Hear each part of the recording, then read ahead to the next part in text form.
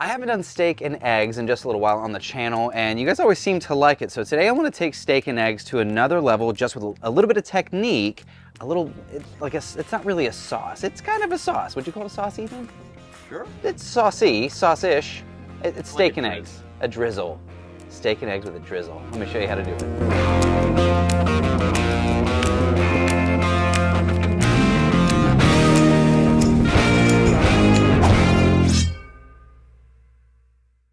So we're gonna start with our steaks. Now today I've got top sirloin, so you don't have to have a super expensive cut.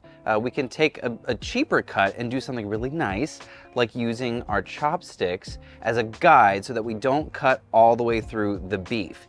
So I'm gonna start just kind of on an angle, make sure your knife is very, very sharp, and we're cutting through. You guys have seen me scruff in the past. That's just like little flecks, little flicks, little tiny little notches. We're cutting all the way through, so when you flip it and you cut the other direction, what you're left with, it's almost like a waffle fry. I feel like I'm going to Chick-fil-A, Ethan. Waffle fry at Chick-fil-A? Oh, dude, it's the best. Probably the best fry. Fight me. Let me know in the comments. So we're gonna season this very simple. Salt and pepper on both sides, but now because we have all those channels, we have all those grooves, the salt really gets to the inside. It also means it's gonna cook fast. So you want your griddle screaming hot. I've got some oil and butter. If you did butter only at this temperature, the butter would burn. So the oil in the butter ups the smoking point of the butter, so it, am I getting nerdy again? Okay. Nerd, okay. Add the butter and the oil so you get a higher temp out of your butter before burning.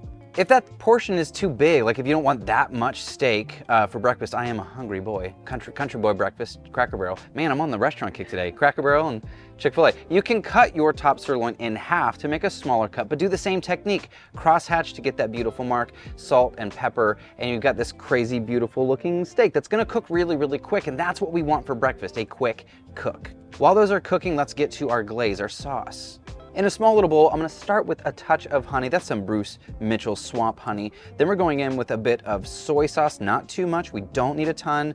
Ginger paste and garlic paste. Again, we don't need a ton of it, just enough to mix in and make a little glaze or a little sauce. And then some sesame oil. This stuff's pretty potent again, very little bits of all of these things. I'm gonna take some, let's do the zest and the juice of lemon and some thinly sliced green onion to finish this out. Now, all of these things together, they're rich and robust, and the flavors are like, it's not salty, it's umami, and it's really gonna complement the beef well. When we go over the top, you'll start to see it bubble and sizzle around the steak, and it gets through all those little nooks and crannies that we created. Like, we're taking steak and eggs to a new level, I told you that. I got 2 eggs, let's toss those down and crack them. And you know, if you don't have a perfect egg cracking routine, which apparently I don't worry about it. It's breakfast. We're still looking good. Over here. Yeah, he's got a really great one-handed egg crack technique. I was stumbling over my words trying to compliment it. I really meant that as a compliment. Let's also toast some sourdough on both sides and we're done.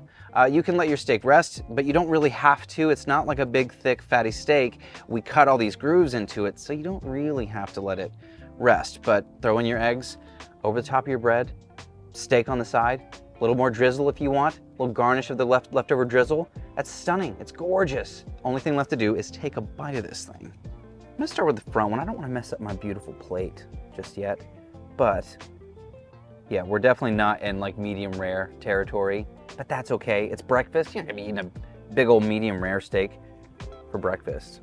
Unless you are, let me know in the comments below. Dang. It's the ginger and the garlic. It's intense. That's why you only need a little bit. So good. So good. And if my eggs were prettier. Oh, also, fight me in the comments over this one too.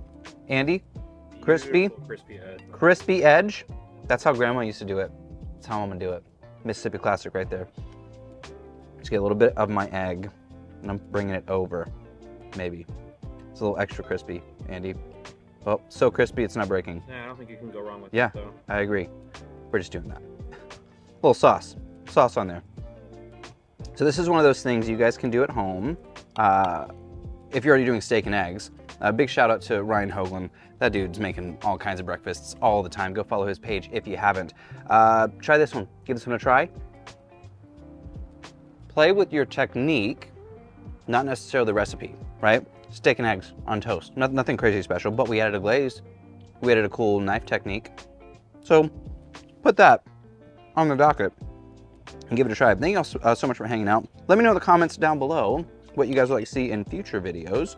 Anything else you want to learn how to make? Some other fun knife techniques maybe? That'd be a fun video, Andy. Just all knife techniques. It'd be fun. Subscribe, comment, like, you know, do all the things. All the stuff. I'm Chef Nathan Lippy. This is Cook, Eat, Repeat. I'd like to help you become a better cook one recipe at a time.